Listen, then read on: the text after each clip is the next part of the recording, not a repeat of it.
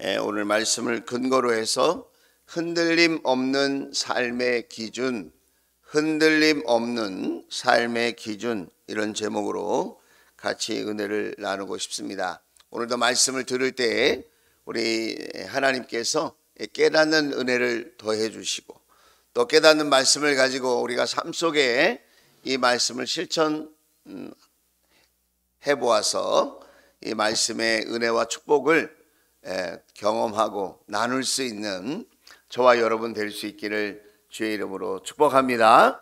한번 따라서 합시다. 하나님의 말씀은 실천용입니다. 네, 실천하기 위해서 오늘 하나님이 나에게 주시는 말씀이 어떤 것이 있는가, 우리가 관심을 갖고 함께 나눠보도록 하겠습니다. 오늘 성경 본문은 이런 내용입니다. 여호수아가 이제 이스라엘 백성들을 가나안 땅에 잘 인도해서 이제 정착하게 되었습니다. 그의 나이가 110세가 되었는데 이제 하나님의 부르심이 얼마 남지 않았다는 것을 알게 되었습니다. 우리가 100세 시대라고 하는데 110세, 110세가 됐으니까 장수한 것 아닙니까? 모세는 120세, 여호수아는 110세 이렇게 살았으니까 굉장히 장수한 거죠. 자, 이제 하나님의 부르심이 얼마 남지 않았다는 것을 알고 여호수아는 따뜻한 마음으로 자신의 가족이요 형제요 믿음의 공동체인 이스라엘 백성들을 이제 생각하면서 그 이스라엘 백성들에게 마지막 유언 같은 믿음의 고백을 나눕니다. 그런데 그 고백이 어떤 고백이냐면 하나님과 이스라엘 사이의 관계를 재확인시켜주는 고백이었어요. 그거를 이제 우리가 다른 말로 이렇게 이야기합니다. 언약갱신이다, 이런 얘기를 해요. 언약갱신. 말은 어렵지만 그 내용이 뭐라고요? 하나님과 이스라엘 백성들, 하나님과 나의 관계를 다시 한번 확인하는 거예요. 하나님은 누구? 하나님은 누구죠? 창조주 하나님이시고, 우리의 구원자 되신 하나님이시고, 우리의 생사화복을 주관하시는 하나님이시고, 그 하나님이 우리를 사랑하시는 분이시고, 그런데 중요한 거는 나는 하나님을 어떻게 생각하고 있느냐라는 거예요. 나는 하나님을 어떻게 생각하고 있죠? 이스라엘 백성들에게 그것을 묻는 겁니다. 하나님은 창조주 하나님이시고 구원주 하나님이시고 우리를 돌보시는 분이시고 우리를 사랑하셔서 여기까지 인도해 주셨는데 나는 하나님을 어떻게 생각하냐, 이 말이에요. 그래서 여호수아가 하는 말이 나와 내 집은 하나님을 섬길 거야. 끝까지 섬길 거야. 하나님만 섬길 거야. 그런 이야기를 지금 믿음의 고백으로 하고 있는 거라는 거예요. 사람은 이 세상에 살면서 무언가를 섬기고 삽니다. 그 섬김의 대상이 다를 뿐이지 사람들은 다 섬기고 살아요. 어떤 사람은 돈을 섬깁니다. 그래서 모든 우선순위가 돈이에요, 돈. 어떤 사람은 건강을 섬깁니다. 명예를 섬깁니다. 성공을 섬깁니다. 사람을 섬깁니다. 자식을 섬깁니다. 우상을 섬깁니다. 섬기는 게 뭔가 많이 있어요. 섬기는 게 많이 있다는 거예요. 나는 지금 누구를 섬기죠? 그걸 확인하라는 겁니다. 그것이 언약갱신이에요. 하나님은 우리를 사랑하시고 우리를 돌보시고 인도하시는데 나는 과연 하나님을 섬기고 있나? 하나님을 사랑하고 있나? 그 이야기를 지금 확인하는 것입니다. 자, 그런데 이렇게 언약갱신을 하는 장소가 중요해요. 장소가 어디냐? 자, 여호수아 24장 1절이에요. 세겜이라고 하는 장소인데, 자, 우리 큰 소리로 한번 읽어볼까요? 자, 시작. 여호수아가 이스라엘의 모든 지파를 세겜에 모이게 하였다. 그가 이스라엘의 장로들과 그 우두머리들과 재판관들과 공직자들을 불러내니 그들이 하나님 앞에 나와서 섰다 그랬습니다. 지금 이스라엘 모든 백성들이, 모든 지파가, 모든 집안이 다 모였습니다. 어디에 모였느냐? 세겜에 모였다는 거예요. 세겜을 보여드릴게요. 자, 세겜은 어디냐? 이스라엘 북쪽과 남쪽의 정중앙이에요. 세겜이. 그리고 그 세겜 그 사이에 산이 나란히 있는데 북쪽에는 에발산, 남쪽에는 그리심산. 똑같이 생겼어요, 거의. 그런데 이 산 가운데 지역이 세겜이라고 하는 지역이에요. 그 다음 사진. 예루살렘으로부터 북쪽으로 65km 지점에 떨어져 있어요. 지금도 나블리스라고 하는 지역으로 존재하고 있습니다. 자, 이렇게 똑같이 비슷한 모양으로 북쪽과 남쪽에 이렇게 산이 나란히 있어요. 그 가운데 딱 세겜이라고 하는 지역이 있는 거죠. 그런데 북쪽에 있는 산이 에발산이라고 그랬죠. 거기는 돌산이에요. 돌산. 북쪽에 있는 산은 돌산, 남쪽에 있는 산은 수풀이 있는 산. 이렇게 생명이 자라나는 산이에요. 그런데 이 둘 산 중에 이스라엘 백성들 보고 선택하라고 했어요. 이제 너희 앞에 축복과 저주가 놓여 있다. 너희들이 선택 잘해야 된다. 너희들이 자발적으로 선택해야 된다. 그 이야기를 했다는 거예요. 그 돌산은 돌 같은 마음을 의미해요. 돌 같은 마음. 돌 같은 마음에는 생명이 없어요. 돌 같은 마음에는 예수님의 생명이 있을 수가 없어요. 돌 같은 마음은 딱딱한 마음이에요. 완고한 마음, 고집센 마음이에요. 굳어진 마음이에요. 그런데 반대로 그리심산은 생명이 자라나는 산이에요. 거기가 축복의 산이에요. 그 그리심산은 무언가를 제하는 곳이에요. 무엇을 제하느냐? 자기의 세상에 속한 마음을 제해버리는 산이에요. 그래서 사도 바울은 옛사람이 죽어야 된다 그랬어요. 옛사람이 죽는다는 말이 무엇입니까? 예수님을 나의 구주로 내 인생의 주인으로 모셔드리지 않았던 때의 마음, 그것이 옛사람의 마음이에요.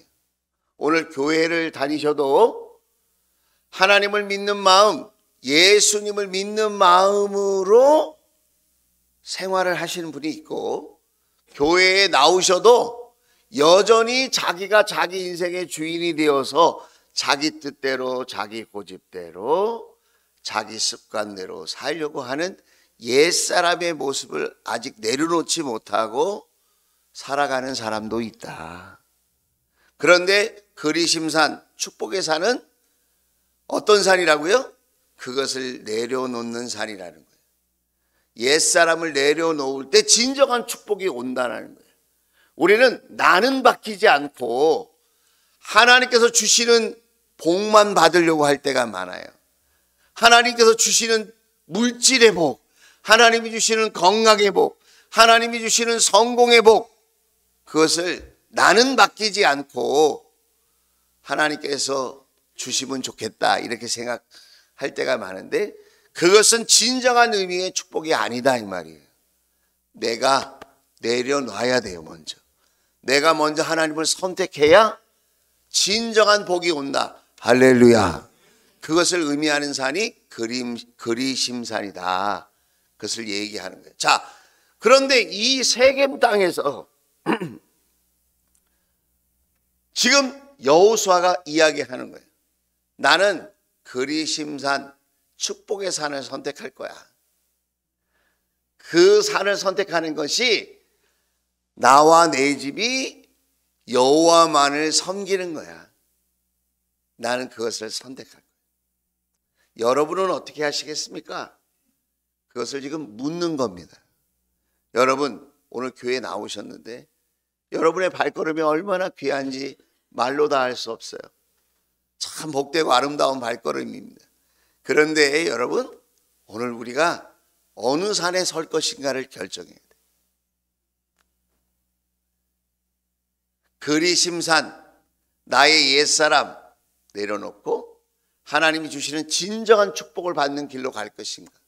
아니면 돌산, 딱딱하고 메마르고 생명이 살 수 없는 돌산을 내 방식대로, 내가 원하는 대로 그것을 선택할 것인가? 오늘 우리는 무언가를 선택해야 하는 그런 시점에 놓여 있다는 것입니다. 우리는 삶의 기초가 흔들리는 시대에 살고 있습니다. 지금 가정도 흔들리고 사회도 흔들리고 국가도 흔들리고 전 세계가 지금 흔들리고 있습니다. 분명한 원칙과 기준이 없습니다. 다 자기만의 욕심과 자기만의 만족을 위해서 사람들이 막 달려가고 있습니다. 이 사회도 국가도 그렇게 지금 욕심을 향해서만 달려가고 있습니다. 우리의 삶을 보면 우리의 삶 속에 여러 가지 스트레스가 있습니다. 직장에서, 사업장에서, 가정에서, 자녀의 문제뿐만 아니라 경제적인 문제, 건강의 문제, 미래에 대한 문제가 불안하기 짝이 없습니다. 이런저런 문제들이 우리에게 두려움을 안겨다 줍니다. 그리고 우리를 흔듭니다. 믿음 있는 사람이라 할지라도 그 믿음이 흔들리는 것을 우리는 보게 되어집니다. 이런 상황 속에서 오늘 성경은, 오늘 여호수아는 저와 여러분에게 질문합니다. 여러분은 무슨 기준을 가지고 살고 있습니까? 여러분은 지금 무슨 기준을 가지고 살고 있습니까?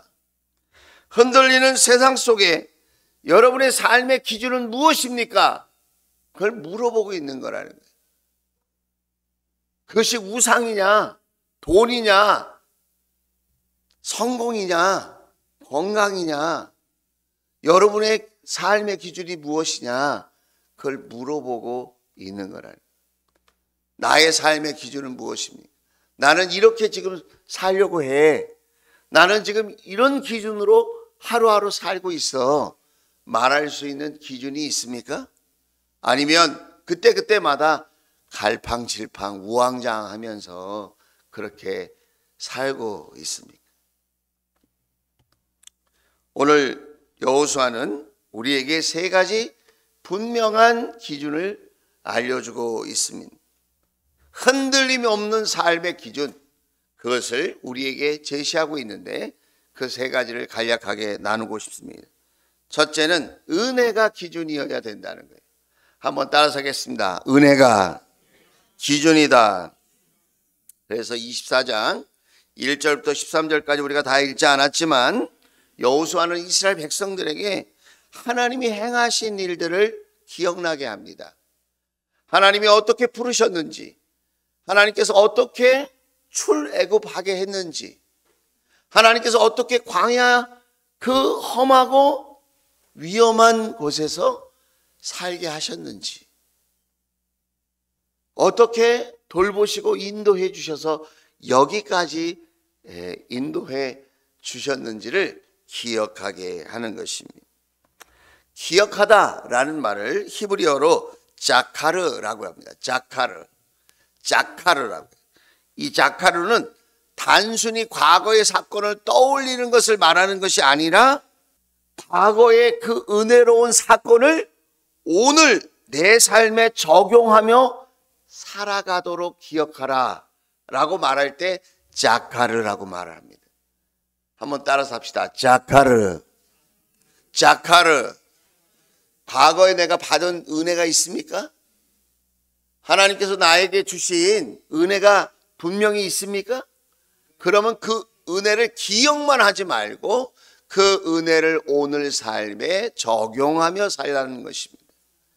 나 같은 죄인, 나같이 볼품없고 연약하고 나같이 쓸모없고 변덕이 심하고 나같이 욕심 많고 시기 질투가 많고 나처럼 세상을 좋아하는, 그래서 넓은 길로 가다가 멸망의 길로 갈 수밖에 없는 나를 불쌍히 여기셔서 하나님께서 너는 내 아들이다, 너는 내 딸이라 택하여 불러주시고 너는 멸망의 길로 가면 안 돼, 같이 천국의 길로 가자, 영원한 축복의 길로 가자, 그렇게 한 사람 한 사람을 부르셔서 나 같은 죄인, 나같이 못나고 연약한 욕심 많은 나도 이렇게 하나님의 자녀로 살게 해주시고 하나님 앞에 이렇게 믿음으로 나아가게 하셨는데 내가 그것을 잊지 말고 자카르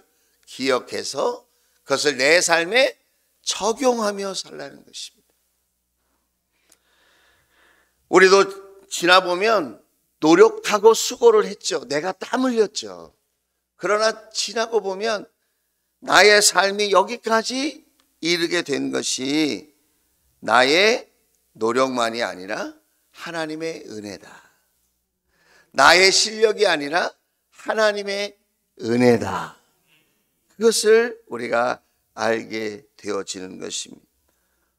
여러분, 노력이 필요하지만 노력만으로 되어지는 세상은 아닙니다. 하나님의 은혜와 하나님의 돌보심이 꼭 필요한 세상에 우리가 살고 있습니다. 자카르, 하나님의 그 은혜를 기억하면서 그 은혜를 내 삶에 적용하면서 살아가는 저와 여러분이 될 수 있기를 주의 이름으로 축복합니다.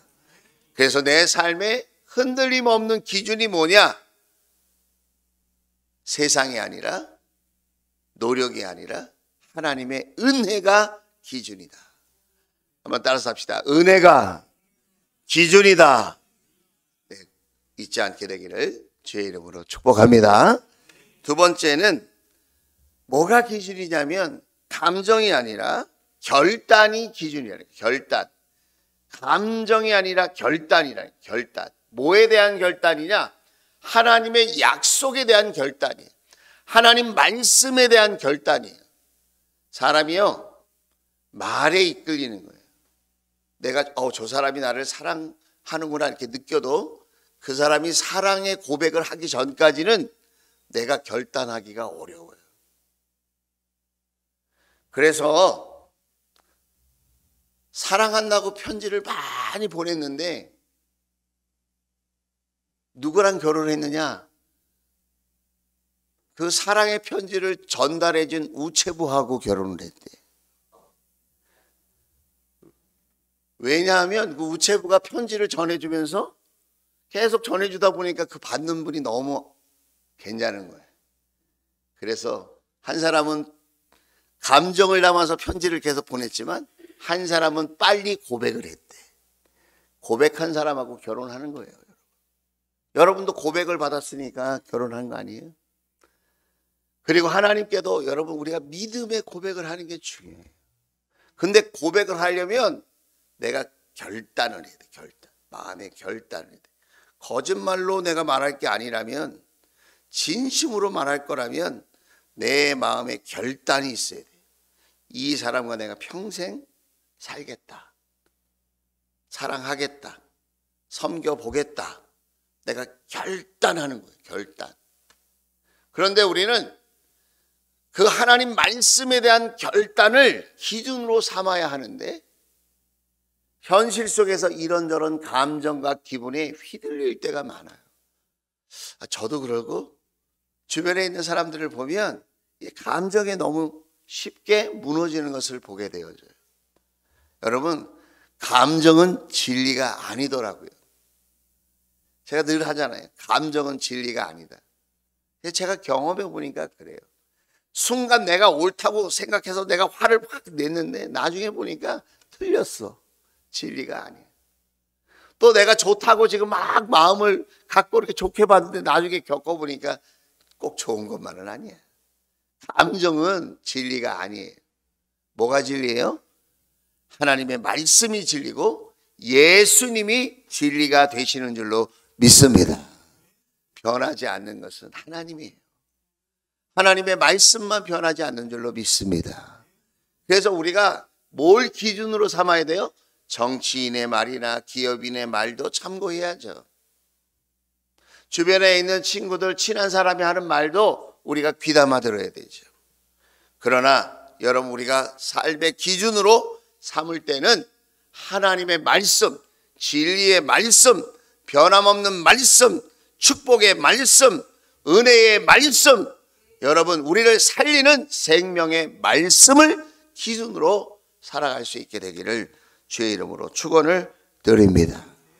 그래서 오늘 14절에도 보면 이렇게 말합니다. 당신들은 이제 주님을 경외하면서 그를 성실하고 진실하게 섬기십시오. 이 섬기라는 말이 히브리어로 아바드예요. 아바드, 섬긴다, 노동한다, 예배한다, 다 같은 말이에요. 아바드, 예배하는 게 노동하는 거예요, 여러분.